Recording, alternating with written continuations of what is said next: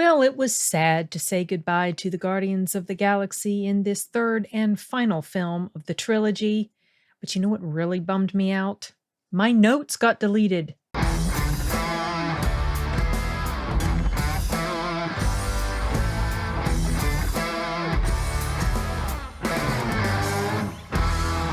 have no idea how that happened. I had typed a list of notes while I was watching the movie, and I get home, had to do some work for a little bit. Now I'm ready to film the review. I go to look up my notes and they're gone. They're just not there anymore. So I had to recreate them from memory. So watch there be some things I end up forgetting.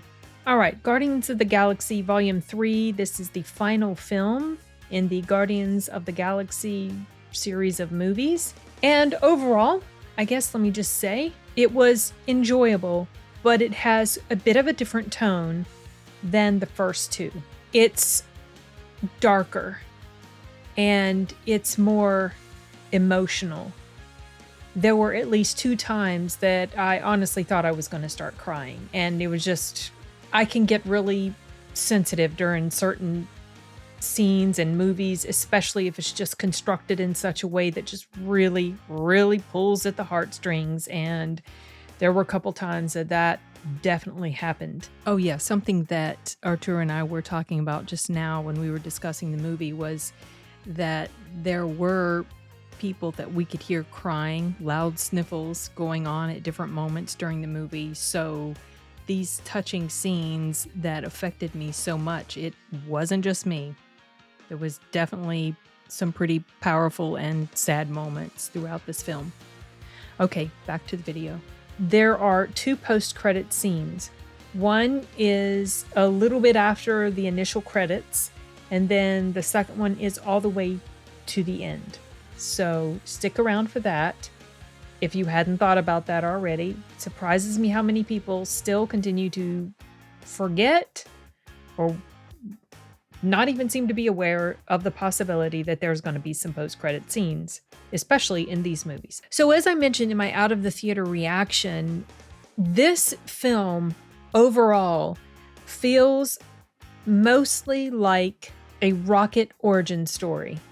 We get, we had a Quill origin story, we had the Gamora origin story, we had the Nebula origin story, and by origin story, I mean we find out things that happened to them to a pretty extensive enough degree that we really understand what their background is. With Rocket, we never really knew too much. We just knew some bad stuff had happened, but we didn't know too much. And in this movie, it shows us everything that happened. We see his entire backstory that brought him to the point that where he ended up with the Guardians, or where he ended up, right before he met the Guardians of the Galaxy. And I have to say that this backstory of his, it's heartbreaking, you guys. It is so freaking sad. Consequently, that has helped me appreciate his character even more. Not that I didn't like his character. I always liked his character, but this really cemented that for me. If you are at all bothered by depictions of animal abuse, I will warn you right now that there are scenes of that in here because that is tied into his backstory and what he suffered as a youngster. Sure, if you've seen the trailers, you're already pretty well aware that that's going to be a thing in here. Okay, so other things. Comedy. There's plenty of comedy in here. The Guardians are the Guardians. They have this really crazy dynamic with each other. And in the middle of or during some pretty stressful or crazy things that are happening, there can be these moments of comedy. And for the most part, it worked pretty well. I enjoyed that about this movie. I've always enjoyed the comedy in the Guardians. But on the flip side, there were plenty of dark, edgy, disturbing, sad moments in here. Like I mentioned, close to tears a couple of times. You saw parts of that shown in some of the trailers. Like there's that scene where Quill is screaming. I just showed it a second ago here.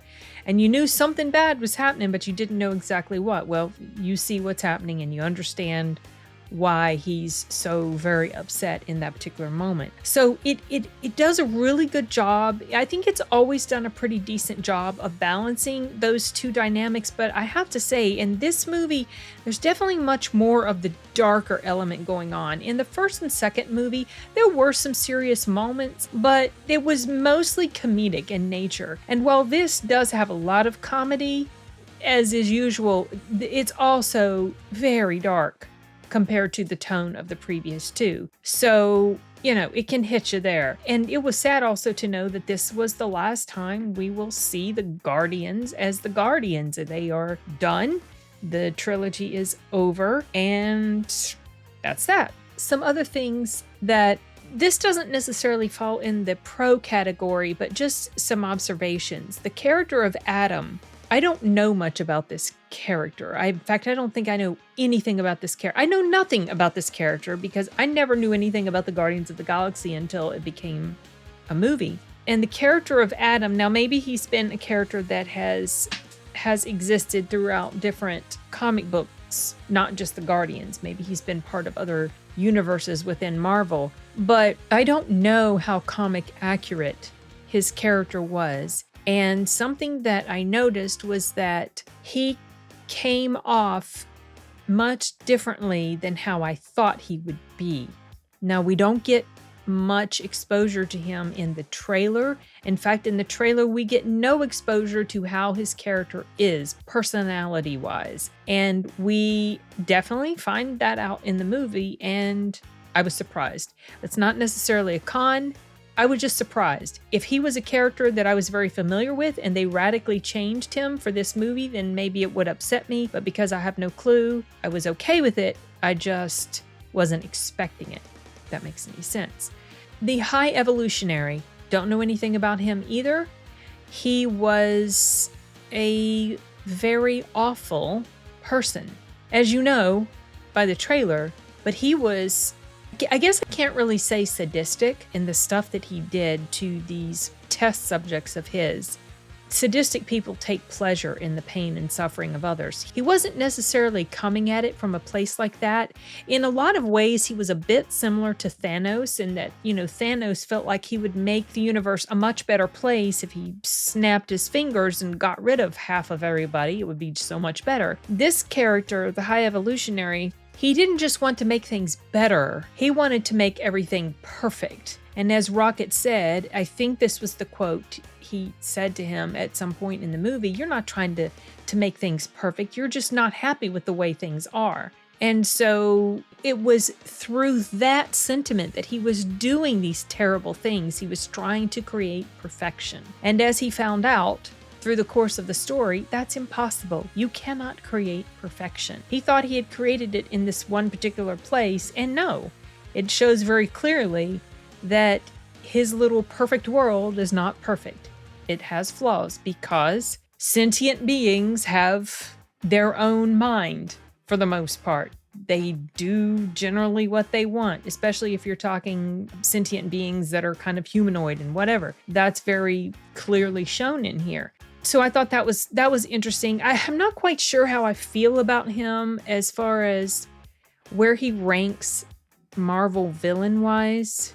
He was intimidating in a lot of ways, of course, and he had these powers that I didn't really understand. I guess that's just me not knowing much about his character. He would do some sort of something where he would explode some light or do something, and I'm not exactly sure what that was about. I felt that in some ways he was given better writing treatment than the character of Kang in Ant-Man and the Wasp, which is the most recent MCU villain that we had, because there's a lot of stuff shown of him in flashback portions of this movie, which that's where we see Rocket's backstory, and the High Evolutionary is involved in that, and we see these different moments with him, so we really understand where he comes from, but he's just so maniacal about his obsession. I'm not completely sure where that level of it stems from, or if it's just because certain things haven't gone his way, so he's just been tipped over the edge. I don't know. I think I need to stew on him a little bit longer before I think there might be any sort of ranking for him in my brain. I definitely think he ranked better than Kang, and that might be mostly because this movie, this story, this writing, it's just better than what we got in Ant-Man 3. This story is more solid. You feel more connected to the characters, and so that's one of the reasons why I feel like this movie is generally a very solid film. I saw some reviewer somewhere, maybe on Letterboxd, made a comment, and just like that, the MCU is back, or something to that effect. I disagree with that. I don't think the MCU is back. I think the MCU it's gone, and it will remain gone. I don't think there's anything that can really pull the MCU back to its heyday, but this movie, like Spider-Man No Way Home, is for me one of the brighter spots in the storyline of the MCU. Other things I loved about this film, I think I might have already touched on it. If not in this video, then in my out of the theater reaction. I love the dynamic with these characters. They are a true family unit. As much as they squabble, and it's funny because they're very representative or very demonstrative of the way a lot of close family units can be. They're squabbling, they're a little bit more dramatic and kind of at each other's throats sometimes, but fundamentally they all love each other. It's always fun to kind of spend this time with them, and they feel like family to us. It was sad that Gamora isn't Gamora, or she is Gamora, but she's not the Gamora that we knew and loved from the previous Guardians movies, because as we know, she met her fate in Infinity War. She's not here anymore, but because of the stuff that happened in Endgame, she's back again, but she knows nothing of her life with the Guardians because she never lived through that. So this is a completely different Gamora than the one that Peter Quill knew and loved. Her life has gone down a different pathway. I do remember now there was something that I had written down in my previous notes that I liked how she has a bit of a different look than she did even in the previous Guardians movie. She's hanging around with a different crowd now, and because of that, it almost, even her hair felt like it was different. Her hair felt kind of scraggly, looked kind of oily and not quite kempt, and she just had this aura about her that felt more hardened, rough around the edges, very prickly, and kind of hard to get along with. You know, we just didn't see that humanity in her that we saw in the previous Guardians movies. You know that humanity is there because at her core, she's still Gamora, but because she has gone down a different pathway and had different experiences than the first Gamora, she's just a little bit more rough around the edges. And I liked how she was portrayed, even though it was kind of sad. It was bittersweet that she's back, but she's not quite back. And she is having trouble fitting in, and that seems pretty obvious that she's just not completely part of that family because of what happened in the previous film. And Peter still loves her, and he still misses her greatly, and she's like, I'm not that girl that you knew. Whoever you knew, that's not me. I'm paraphrasing, but that sort of thing. So that was kind of sad. That was another sad element in this movie. You know, Rocket's past, Peter and Gamora, their past being something that's just not a thing anymore. And obviously these conflicting emotions that Peter has because she's there, but she's not there. And I thought that was handled pretty well. So now let me try to delve a bit into things that were in con territory for me. One was that it felt like we got too many characters. There's a bunch of characters introduced in this movie, and especially ones at the end. When that happened, it felt like things were just a little bit rushed, despite the fact that this movie was 2.5 hours long. And I liked how it flowed for the most part. The stuff at the end, some of that stuff felt a bit rushed. And so it makes me wonder how many cuts were made and how long perhaps the original/director's cut was. And I wonder if we're going to see any deleted scenes. The story, it's okay, it flows okay as a whole, but just like I said, there are these certain moments, especially when all these different characters come into play, it feels a little bit rushed. some editing points. There were some moments where the editing felt a tad clunky. It's not something I can fully explain, except to just say it felt clunky. There was at least one time where that happened. Then one of the other things that I put in the con column was that there's a character in here who seemed to display a high level of power, and yet when a showdown happened with this person, they were more easily defeated than I expected, especially given the fact that we're in this universe of people that seem to be able to survive extraordinary things or be able to bounce back pretty quickly from damage. There's definitely quite a bit of suspension of disbelief you have to have in here. However, I feel like in a lot of ways it's handled pretty well so that you can kind of go with it. I'm able to suspend my disbelief a bit more easily in movies like this than I am in other movies that are supposed to be grounded in complete reality. Even though there were some moments that I'm like, okay, well, there's no way a person could come back from that, and yet they did. It wasn't enough to detract from my enjoyment of the film as a whole. I'm not sure where this would rank in my overall list of favorites of the MCU, but within the Guardians trilogy, it would probably rank my second favorite. So Guardians 1, Guardians 3, and Guardians 2. I enjoyed Guardians 2, I just didn't